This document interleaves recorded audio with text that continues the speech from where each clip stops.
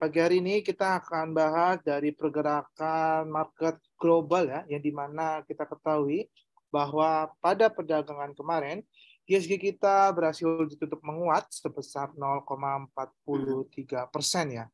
Lalu untuk di bursa Asia sendiri, bahwa pada perdagangan kemarin juga pergerakannya cenderung bergerak melemah dengan Straits Times yang pada perdagangan kemarin ini berakhir ditutup turun hingga 1,06%, lalu diikuti dengan indeks Hang Seng yang mengalami penurunan sebesar 0,35%.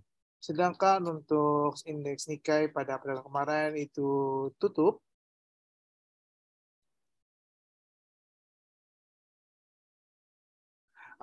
Nikkei pada perdagangan kemarin tutup dikarenakan mereka merayakan adanya hari ulang tahun Kaisar.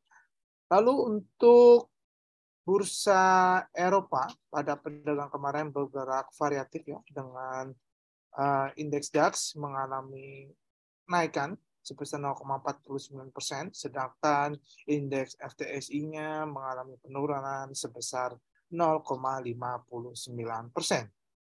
Lalu untuk indeks US pada perdagangan kemarin, 3 indeks Wall Street ini kompak mengalami ditutup kompak menguat ya, dengan masing-masing indeks Nasdaq mengalami kenaikan cukup tinggi dengan naik sebesar 0,72%, lalu diikuti dengan S&P 500 yang mengalami kenaikan sebesar 0,53% dan Dow Jones mengalami kenaikan sebesar 0,33%.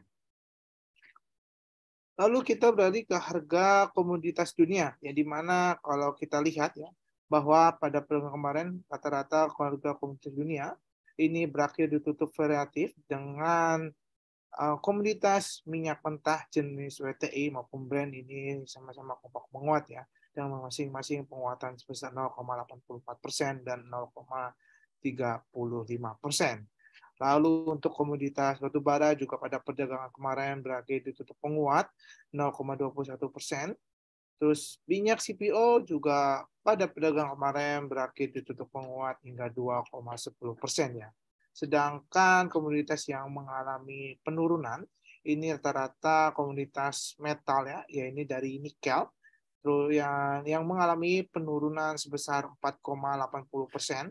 Lalu komoditas timah juga mengalami penurunan 2,46% dan komoditas koper atau tembaga yang juga mengalami penurunan sebesar 2,28%.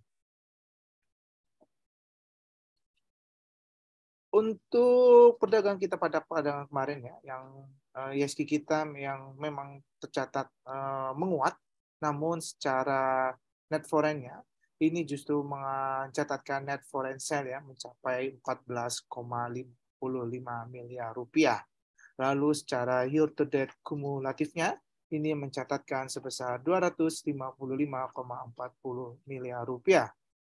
Lalu saham-saham yang mencatatkan top 5 net foreign buy pada perdagangan kemarin, ini terdapat saham TLKM, GoTo, BBRI, UNTR, dan BRPT. Sedangkan saham-saham yang mencatatkan top 5 net foreign sell terdapat saham BMRI, ASII, MDKA, BBCA, dan MNCN.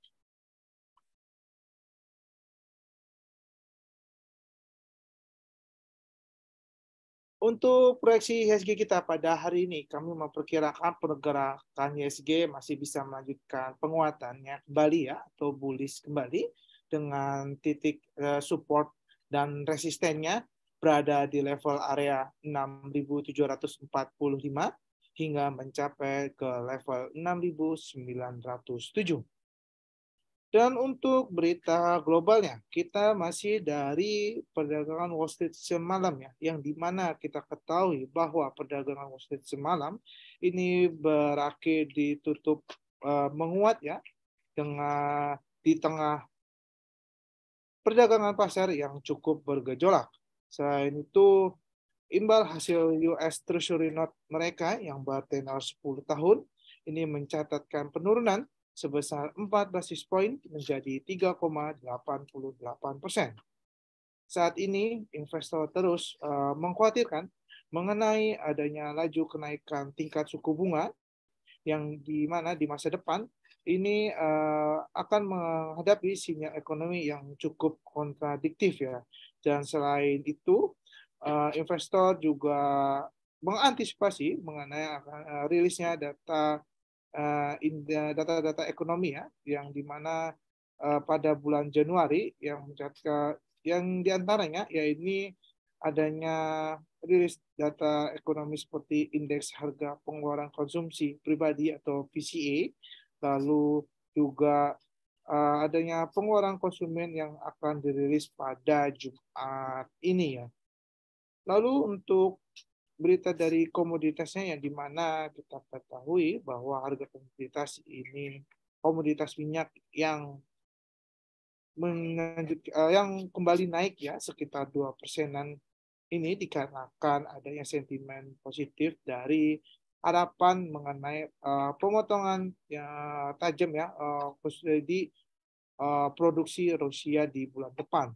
Selain itu, nilai tukar USD yang lebih kuat dan lonjakan inventaris dari Amerika Serikat yang lebih tajam dari perkiraan ini menambahkan kekhawatiran akan permintaan. Lalu untuk berita korporasinya, yang pertama ini ada emiten CMR ya atau PT Cisarua Mountain Dairy Tbk yang membukukan pertumbuhan laba bersih di tahun 2022 ini mengalami kenaikan sebesar 34,21% ya atau menjadi sebesar 1,06 triliun rupiah. Lalu yang kedua ada emiten ASGR atau PT Astra Grafia Tbk yang juga mencatatkan laba bersihnya meningkat sebesar 11,17% ya atau sebesar 97,7 miliar rupiah. Lalu yang ketiga ada emiten Meta atau PT Nusantara Infrastruktur Tbk yang memperkirakan akan mentargetkan pertumbuhan laba bersih di tahun 2023 ini sebesar 23%. Lalu beberapa rekomendasi kita ya pada hari ini. Yang pertama ada saham BBRI. Kami melihat bahwa pergerakan BBRI masih bisa bergerak menguat ya dalam jangka pendek maupun menengahnya dengan area target berada di level area 4.800 dengan target price pertama atau resisten pertama yakni berada di level area 4.920. Dan jika misalkan pergerakannya mampu hingga menembus area resisten pertama, maka kemungkinan pergerakannya bisa melanjutkan penguatan hingga mencapai ke area resisten kedua, yang ini berada di level area 5.000. Dan untuk area stop loss-nya juga tetap diperhatikan. Jika misalkan pergerakan tidak mampu bergerak menguat, maka perhatikan stop loss yang kami berikan, yakni berada di area level 4.680.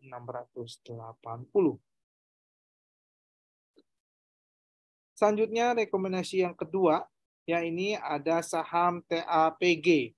Kami melihat bahwa pergerakan TAPG ya dalam jangka pendeknya masih bisa bergerak menguat ya. Hal ini terlihat di mana pergerakan TAPG secara tren berhasil mematahkan pola downtrendnya ya dengan pergerakannya kalau kita lihat dari sini dan di mana pergerakannya juga sudah menembus area MA21 dan saat ini juga pergerakannya sedang menguji di MA90-nya ya. Jika misalkan pergerakan pagi hari ini pergerakannya mampu menembus area MA90-nya ya dengan itu maka kemungkinan pergerakannya bisa bergerak menguat hingga mencapai ke area resisten pertamanya ya ini berada di level area 670.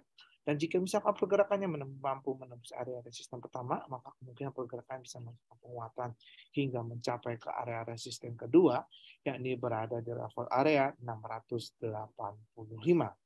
Dan untuk area stop loss-nya juga tetap diperhatikan. Jika misalkan pergerakan tidak mampu bergerak menguat, maka perhatikan area stop loss yang telah kami berikan, yang ini berada di level area 610. Dan selanjutnya ya ini ada saham INDF. Kami melihat bahwa pergerakan INDF juga masih bisa bergerak menguat ya. Hal ini terlihat di mana secara pola indikator dari stokastiknya yang pergerakannya sudah bergerak naik ya, dengan yang telah membentuk pola golden cross pada perdagangan kemarin. Dan selain itu pergerakan dari INDF secara pergerakannya sudah mulai bergerak menuju ke area uptrendnya. Jadi kemungkinan pergerakan INDF secara jangka pendeknya bisa bergerak menguat terlebih dahulu hingga mencapai ke area resisten terdekatnya, yakni berada di level area 6.675. Dan jika misalkan pergerakan mampu menembus area resisten pertama, maka kemungkinan pergerakannya bisa melanjutkan penguatan hingga mencapai ke area resisten kedua, yakni berada di level area 6.750. Dan untuk area stop loss-nya juga harus tetap diperhatikan. Jika misalkan pergerakan indeks tidak mampu bergerak menguat, maka perhatikan stop loss yang telah kami berikan, yakni berada di level area 6.475.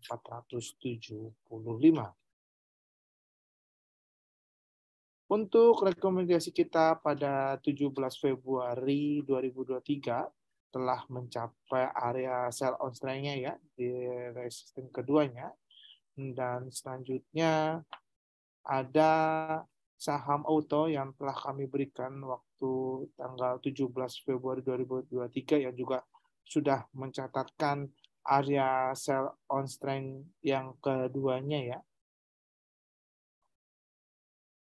Dan selanjutnya kita juga ada webinar ya mengenai atau online class dengan tema Sekolah Pasar Modal Learn and Earn bersama dengan Bursa Efek Indonesia dan Philip Securities Indonesia yang nanti akan diselenggarakan pada hari Senin 27 Februari 2023 ya.